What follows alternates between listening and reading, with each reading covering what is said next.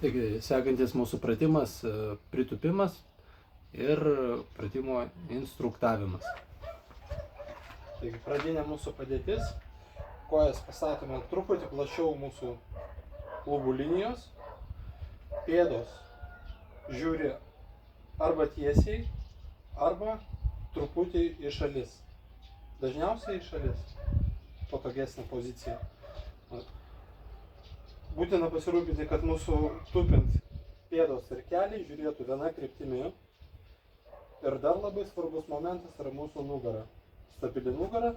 Tam, kad ją stabilizuot, mes aktyvinam pilvo raumenis, mūsų sėdmenis, truputį pakeliam krūtinę, smakras arčiau krūtinės, ištiesiam kaklą ir iš šitos pozicijos, kontroliuodami judesį, nugarą, vedam dubenį atgal ir pritūpiam.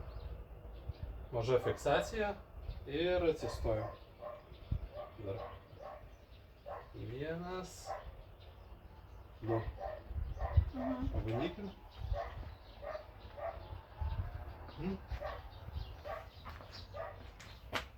Pėdas. Pečiai nuleisti, krūtinė pakelta. Žiūrim tiesiai. Dubuo atgal. Įkvepiam ir iškvėpimas kylant. Vienas, du.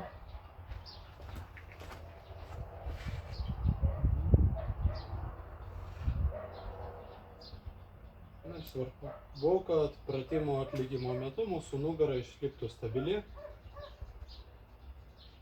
o mūsų kelių sąnaryje būtų maksimalus mobilumas. Ačiū labai.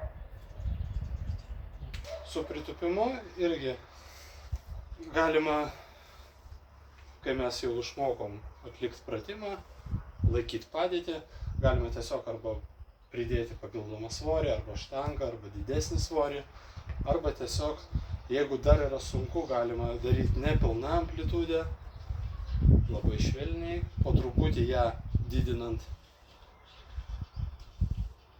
O jeigu jau mes ilgai sportuojam, jeigu jau įpratę, tai galima tiesiog arba tūpti ir perkelti svorį ant vienos kojos. Vienas, tas pats su kita koja, tiesiog remiuosi labiau į vieną pusę. Arba švuliukai, arba galima irgi atsistoti ir su pakilimu pakelti vieną koją. Pabandykite. Kokią?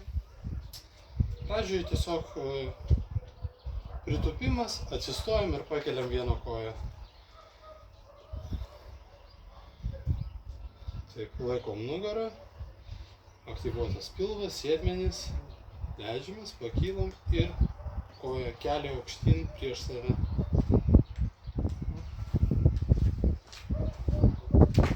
Labai gerai. Ir tada pas mus gaunasi miksas, jėgos pratimas ir balanso funkcinis pratimas. Gerai. Ir galima pabandyti leistis irgi iš pradinės bazinės padėties.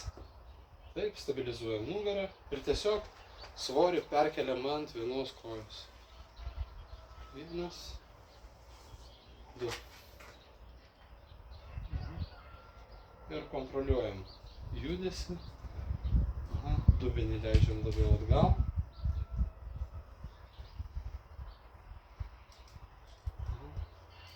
Nebūtina suktis, tiesiog kojas plačiau ir vienas, kaip pusiau įtūkstas. Du. O taip, daug geriau.